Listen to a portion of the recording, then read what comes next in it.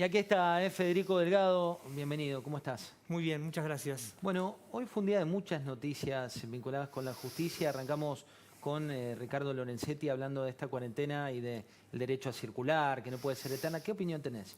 Sí, en principio me parece que hoy te escuchaba al principio a vos y el secreto es balancear. Es cierto que hay un problema sanitario, es cierto que hay un problema de salud pública que lo tiene todo Occidente y todo Occidente va tratando de balancear cómo hacer para que el paradigma sanitario no anule el resto de los paradigmas, el de la libertad, el de la economía, el ejercicio de los derechos.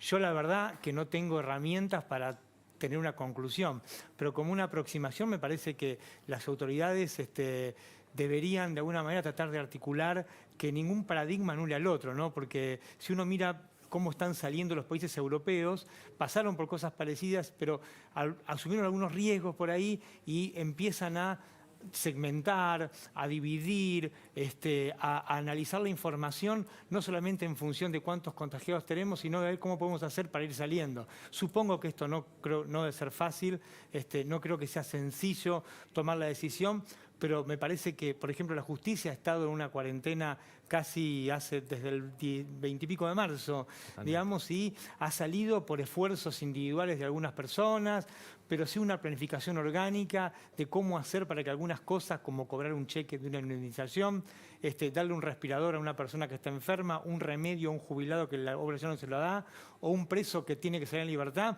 son cosas que se han solucionado, yo te diría, casi a los ponchazos y sin tener una estrategia de salida. Me parece que el secreto pasa por planificar estrategias de salida y que convivan la cantidad de cosas que están en pugna. ¿Y es lógica que la feria se siga extendiendo?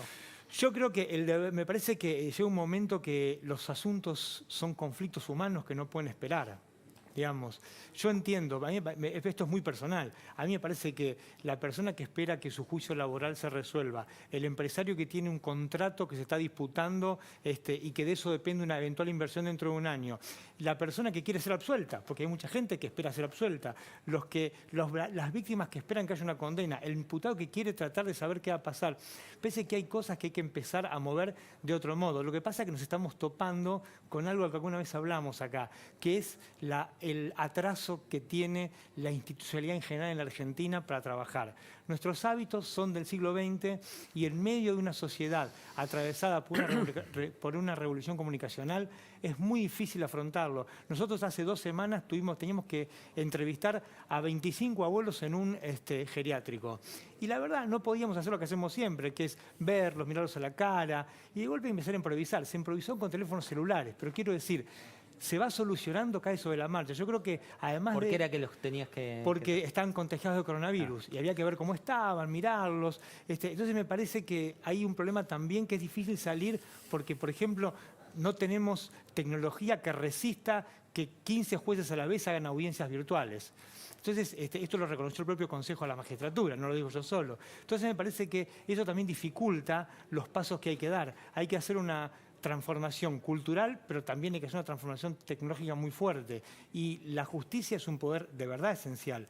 Nuestros derechos nuestros conflictos están ahí, y eso hay que moverlo. Y está la Constitución, ¿no? Que muchas veces en un contexto así como que se van borrando algunos... Bueno, Giorgio Agamben, que es un filósofo italiano, escribió expresando su temor a que nosotros, los ciudadanos de Occidente, por temor, por el miedo al contagio, que es un miedo fundado, pero por ahí toleremos que la salida de esto es una reducción de nuestros derechos individuales. Y eso es muy complejo, porque como bien sabían los verdaderos liberales, las interferencias del Estado son necesarias precisamente para garantizarnos que nadie nos aplaste. Entonces, el problema de estas crisis, de estas pandemias, es cómo salimos. Hay un sector que es brutalmente optimista, pero me parece que también hay un sector que es un poco más reflexivo y que dice que nuestros problemas pueden llegar a agudizarse en una eventual salida de una pandemia donde los ciudadanos están paralizados, los estados casi quebrados, El mercado, de hecho, no funciona porque la ley de oferta y demanda está en crisis en todos lados. El Estado auxilia en todas partes de Occidente, está poniendo dinero para ver cómo sostener y cómo se redefine economías que están en crisis. Entonces me parece que hay que tener mucho cuidado con eso, en aras del miedo o del contagio, no sacrificar una de las conquistas más hermosas de la modernidad, que son los derechos. Federico, ahora te voy a hacer algunas preguntas y también mis compañeros respecto de cómo está funcionando la justicia, pero voy a saludar a Florencia Can. Florencia es una de las médicas que asesora al presidente dentro de este comité asesor que tantas buenas noticias y prevención ha dado. Florencia, buenas noches. José del Río te saluda. ¿Qué tal? Buenas noches, José. Bueno, me interesa desde tu punto de vista que sos sanitarista, que sos médica, que sos infectóloga, que venís investigando. Hoy viste que en la familia se da cierta grieta. Empieza el que ya dice, bueno, hay que darle más preeminencia a la economía. Y el que dice, bueno, no entiende nada, vamos con la salud, porque la salud ahora es todo. ¿Cuál es tu opinión y en qué momento puntual estamos como para que esa calma llegue a las familias? Bueno, primero aclararte que yo estoy en el comité asesor que está trabajando con el Ministerio de Salud y el presidente, representando a la Sociedad Argentina de Vacunología y Epidemiología, hay representantes de sociedades y algunos expertos que fueron convocados, y siempre analizamos esto desde diferentes puntos de vista. Obviamente desde el punto de vista epidemiológico, infectológico, sanitario, también desde el punto de vista económico y también desde el punto de vista de lo que es lo psicosocial, ¿no? La salud mental como un punto muy importante, tanto como la salud física. Así que en realidad no lo pondría en términos de una dicotomía, sino que según la situación uno va priorizando una cosa u otra, pero obviamente que nadie es ajeno a la situación económica del país, y no me refiero a lo macroeconómico, digamos, no me voy a meter a hablar de eso, que vos sos el experto, pero digo, no me refiero a la deuda externa, a los bonistas, ni nada de eso, me refiero a la economía de cada uno de los hogares, que por supuesto se ve afectada por esta situación. Lo que pasa es que no hay que tomar la cuarentena como un castigo, como un encierro, sino como una manera que tenemos de cuidarnos entre todos cuando estamos hablando de una enfermedad que es un virus nuevo para el cual no hay vacuna, no hay tratamiento y somos todos susceptibles. Entonces, hoy por hoy en Argentina tenemos realidades epidemiológicas muy diferentes a lo largo y a lo ancho del país. Hay 2 provincias que nunca tuvieron casos, hay varias provincias que hace más de 15 días no tienen casos, y está, por supuesto, el mayor problema concentrado en la Ciudad Autónoma de Buenos Aires, el conurbano bonaerense. También hay, digamos, un tema en Chaco, en Córdoba capital, también en Río Negro, pero digamos que el 85% del territorio del país está en una situación mucho más favorable, pero por supuesto que en el AMBA es donde está concentrada gran parte de la población, y eso es un problema. Por eso es que las medidas no son iguales en todo el país, porque la situación no es igual en todo el país. Florencia, hay varias palabras que tuvimos que aprender. Hoy Nora Bar publicaba un artículo muy claro al respecto. Y hay 2 situaciones que me interesa charlar contigo y que a la gente le puede importar mucho. Una es el famoso pico, te lo deben haber preguntado varias veces, pero entre el tiempo de duplicación, la positividad y el pico y la movilidad de la gente hay como un combo, ¿no? ¿Cómo estamos hoy en esa fotografía? Bueno, a ver, respecto al pico, que sí es algo muy preguntado, el pico es el momento en el que tenés el mayor número de casos hasta que empieza a bajar. En algún momento tendremos un pico, pero siempre se trabajó con el objetivo de que ese pico sea lo más tarde posible y lo más bajo posible. No necesariamente por tener un pico tenemos que tener un pico súper pronunciado, porque justamente la idea de tener un pico más bajo es permitir que el sistema de salud pueda dar respuesta a ese lógico aumento de la demanda que va a haber cuando tengamos un pico. Eso por un lado. Por otro lado, el concepto de tiempo de duplicación es los días que tarda en duplicarse el número total de casos. No es tener el doble de casos de un día para el otro, ¿no? Es el número total de casos.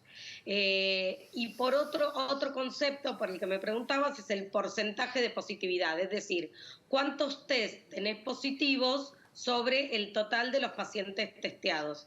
Si en un lugar yo testeo 100 pacientes y tengo 8 positivos, tengo 8% porcentaje de positividad.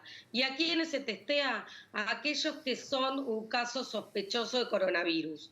La definición de caso sospechoso fue variando a lo largo del tiempo según la situación epidemiológica y las nuevas evidencias, porque, por ejemplo, hay síntomas nuevos que tienen que ver con el coronavirus, por ejemplo, la falta de gusto y la falta de olfato, que al principio no los conocíamos o que no sabíamos que estaban asociados con el coronavirus, pero no nosotros en Argentina, no se sabía. A medida que se sumaron más casos y se sumó más evidencia, se supo que sí, que la falta de gusto y la falta de olfato, por ejemplo, eran síntomas que podían ser compatibles con coronavirus. Entonces eso se introdujo a la definición de caso sospechoso. Incluso la definición de caso sospechoso, que es muy importante porque me va a decir a quién tengo que testear, esa definición es diferente para el personal de salud o para la gente que vive en los barrios populares o en los geriátricos que para el resto de la población, porque esos son lugares donde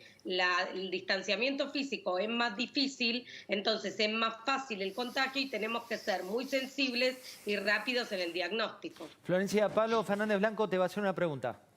Doctora, ¿cómo sopesan el hecho de que un hombre de a pie que quizás sale a trabajar puede efectivamente terminar contagiado, pero si no sale a trabajar, él y su familia empiezan a subalimentarse? Sí, el tema es que salga a trabajar, digamos, con todas las medidas que, digamos, que se requieren de cuidado, ¿no? Entonces, obviamente que si estamos hablando de una persona que está exceptuada o que está dentro de las actividades que se pueden llevar a cabo, hay que hacerlo de la manera, digamos, cuidada, usando el tapabocas, manteniendo el distanciamiento social, lavándose las manos, para que el hecho de salir no implique un riesgo. Pero claro, hay actividades que no están todavía permitidas y es lógico pensar que, digamos, en esas situaciones es donde más ayuda se necesita de parte del Estado para poder pasar esta etapa aún sin tener unos ingresos que permitan mantener una calidad de vida digna, ¿no? Imagínese por un segundo que yo soy un peluquero y hace 3 meses que no trabajo y ya no tengo ahorros hace bastante tiempo y ya no tengo más a quién pedirle dinero. ¿Cuál es el riesgo mayor? Es realmente una pregunta porque no tengo la respuesta y quizás usted sí. ¿Cuál es el riesgo mayor? ¿Que yo no tenga más con qué alimentarme o el riesgo del coronavirus? ¿Cómo lo evalúan eso?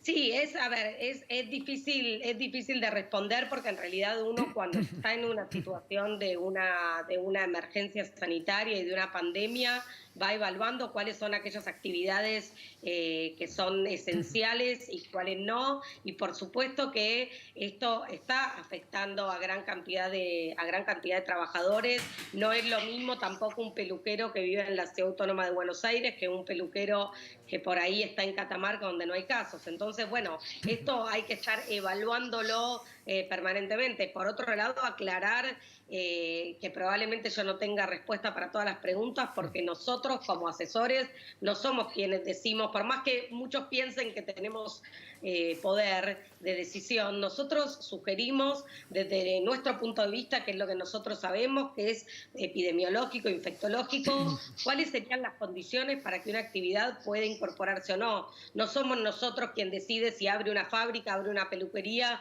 o abre un negocio. Eso quiero aclararlo porque me parece fundamental, ¿no? Florencia, muchas gracias por esta comunicación con esa chica.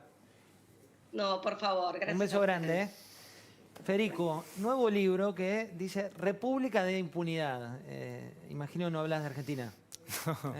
Hablo con mucha tristeza de cómo la Argentina se alejó de la propuesta republicana, que es la apuesta de nuestros constituyentes. Un país con reglas claras, que nos permita a todos vivir, desarrollar un proyecto de vida, gobernados por la ley, no dominados por arbitrariedades, sin blanco y negro, lleno de grises que van cambiando. Eso a mí me parece que yo dedico básicamente un capítulo a lo que vos dijiste de cómo la sociedad permanece testigo de un grupo de gente que rota en los roles de gobierno, se pelea por un blanco y negro que no sirve a nadie, ni siquiera a ellos. Hay un poco de eso que trabaja el libro, hay casi toda la parte final. Me interesa mucho profundizar, digo, sea kirchnerista, macrista, votes por quien votes. Hay que desprenderse de eso. Por eso, digo, sacando el sesgo que se supone la justicia es independiente, digo, eso es lo que uno estudia y muestra. ¿Por qué pasa ahora que, no sé, un querellante de golpe deja de serlo? Hay causas muy, muy emblemáticas que de golpe se quedan sin quien denunció. Mira, yo creo que los hechos que vos enumeraste lo podemos pensar como todas fotos y discutir una por una y estar mucho tiempo, pero como esto es TV, podemos pensarlo como una película. Y reflejan todos los rasgos que tiene nuestro sistema institucional en general y el judicial en particular. Decisiones sospechadas. Verdad o ficción están sospechadas. Desde el momento en que ustedes dicen el juez kirchnerista, el juez macrista, eso es un indicador de que algo anda mal, porque tendría que ser el juez fulano mengano, me gusta más, me gusta menos, pero sin el adjetivo que te quede con un partido político. Decisiones tomadas entre gallos y medias noches, decisiones que no son explicadas, absoluciones que no conocemos, ni la hechura del proceso, que no sabemos si estaba bien, y no sabemos bien qué pasó. Sospechamos. Querellantes que entran y salen de las causas, no sabemos por qué. Todo eso lo que nos aleja cada vez más es del único camino que nos puede ayudar a vivir en común, que es el de la ley. Y nos acerca a la fuerza, a la violencia. Cuando la ley y la justicia no son aceptadas, fabrican violencia, pues se transforman en actos de fuerza. Es el Estado que me dice que yo soy bueno o que yo soy malo, pero no me lo cree nadie. Eso es tremendo, porque estamos resignando el último lugar que nos queda para dirimir nuestros conflictos. La pandemia, como decíamos antes, agudizó todo esto. De hecho, estamos ingresando a una reforma judicial que acá la discutimos y decíamos hace un par de meses, nadie puede estar en desacuerdo con las directrices que planteó el presidente. ¿Por qué? Porque es lo que dice la Constitución. Queremos conocer los proyectos. Bueno, todo eso ha quedado más o menos empantanado por esta historia del coronavirus. Ahora, lo que pasó es que los problemas se agudizaron. Las decisiones se siguen tomando con la misma matriz, la gente está más sensible, todos, digamos, la dirigencia política también especula. O sea, hay mucha sensibilidad. Hay mucha sensibilidad. Las palabras son armas, me parece que hay que ser responsable con las palabras que se usan. Sobre todo los que tenemos responsabilidades públicas tenemos que tener cuidado con los adjetivos. Yo miraba hoy el debate sobre la deuda externa y la fuga de capitales, que vos sabés mejor que yo, es un rasgo de nuestra economía de toda la vida. De toda la vida. Entonces me parece que eso, poner un adjetivo, me parece que no ayuda. Habría que comprender por qué nuestro mercado genera esos incentivos para que la gente saque el dinero y no la reinvierta. Y habría que discutir cómo se hace para que eso no ocurra, si es que es posible que no ocurra. Pero me parece que es un momento de mucha responsabilidad. Yo en el libro trato de explicar por qué la impunidad, que me parece que es la madre de Villa Azul, es la madre del agua que estaba con barro, es la madre de la inseguridad, de la intolerancia, cómo se construye socialmente. Me interesa porque la impunidad no cae del cielo. Digamos, no nacimos impunes, se construye. Cultura y la hemos construido todos, con distintos niveles de responsabilidad. Yo trato de hablar de los jueces, los fiscales, los empresarios, los periodistas, el hombre de a pie. Todos nos hemos alejado de la posibilidad de tener una buena vida de acuerdo a la propuesta republicana. Sin embargo, nos hemos alejado de eso. Y estamos en una situación muy difícil donde todos los actos son de fuerza.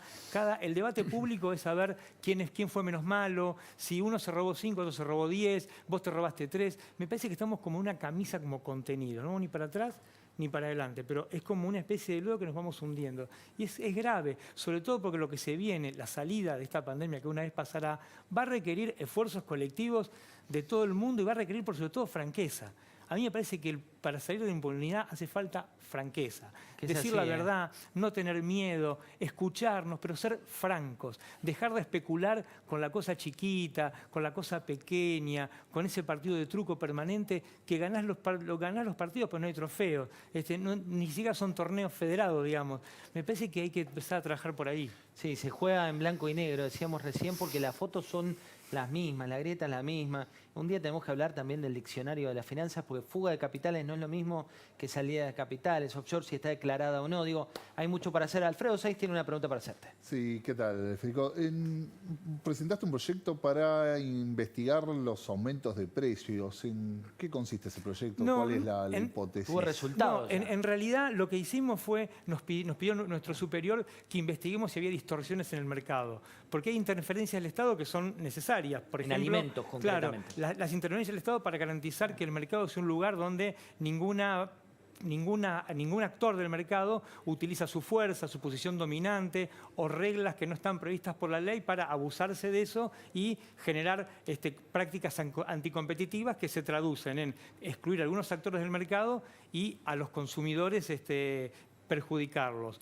Juntamos mucha información, justo la verdad tuvimos la suerte que se publicó un informe de la OCDE que es muy crudo, que es sobre el mercado de la construcción, pero que se puede aplicar, me parece a mí humildemente, a todo lo que es la hechura del mercado en la Argentina, que explica cómo tenemos un montón de reglas, un montón de capacidades regulatorias que no se ejercen o se ejercen mal o fragmentariamente, y tenemos un montón de diseños institucionales que favorecen la colusión de empresas o que algunas empresas se aprovechen de la situación dominante. Eso se verificó también en los precios. Hay una contradicción que es muy marcada y es muy loca, que el mercado central de Buenos Aires, que es quien recibe los productos frescos que consumimos y que los distribuye, nos informó cómo en el mes de marzo tenían que haber bajado los precios y sin embargo uno después miraba los informes que hace el INDEC, ese hace el propio Estado, nos mostraba lo contrario y a la par veíamos las inspecciones de la AFIP y la Secretaría de Comercio casi con desesperación tratando de que se respeten los precios máximos que el propio Estado fijaba, pero a la par toda la gama de recursos regulatorios que tenía el Estado, no para intervenir en la tasa de ganancia, sino para intervenir en el mercado para que el mercado sea libre, digamos, porque ese es el espíritu del artículo 300, inciso 1 del Código Penal. Para garantizar eso, veíamos que el Estado no llegaba de acuerdo a las capacidades que podía desplegar, que era básicamente lo que decía la OCDE, que además, como dato de color, el propio informe resaltaba que el artículo ese del Código Penal que protege la libertad de mercado nunca fue aplicado en la Argentina.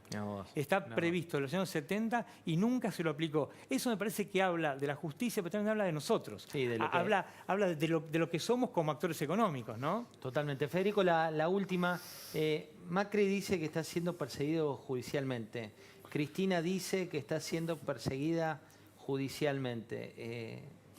Y es un rasgo distintivo de nuestra justicia que busca, de un sector de la justicia federal, para ser más claro, que busca siempre la simpatía del poder mientras los gobernantes están en el cargo y después es feroz con esos mismos funcionarios cuando dejan el cargo. Esto pasó con Menem, los más viejos se acuerdan de María Julia, de Alderete, del propio Menem. Esto no pasó con De la Rúa y Duhalde porque fue una situación muy caótica. Esto pasó con un sector del kirchnerismo y ojalá que no pase con la gente de Cambiemos, que si cometieron un delito sean juzgados de acuerdo con la Constitución y en un plazo razonable. Si son inocentes, se les dé la mano y se les pida disculpas, y si son culpables, sean castigados. Pero ojalá que logremos salir de ese efecto de la transición en que quien dejó el poder empieza automáticamente a recorrer los tribunales. Federico Delgado, fiscal, República de la Impunidad, comprá lo que siempre vale la pena invertir tiempo cuando es un libro de él. Muchas gracias por venir. A ustedes, de verdad. Quédense, que ya venimos. Breve tanda y después Jorge Macri con los detalles de lo que está pasando hoy en el conurbano bonaerense. ¿De dónde viene la energía que mueve a un país? Viene de nuestra tierra, del viento,